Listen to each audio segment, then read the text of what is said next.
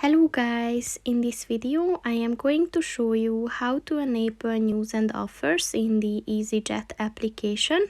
But first I just want to mention, don't forget to subscribe to my channel, because at 10,000 subscribers I am going to show you my whole YouTube revenue statistics and growth strategy, as well as how to make money online.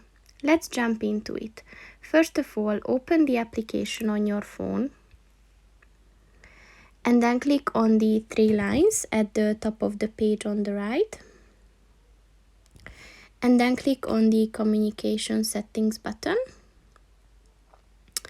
And at the push settings section, look for the news and offers button.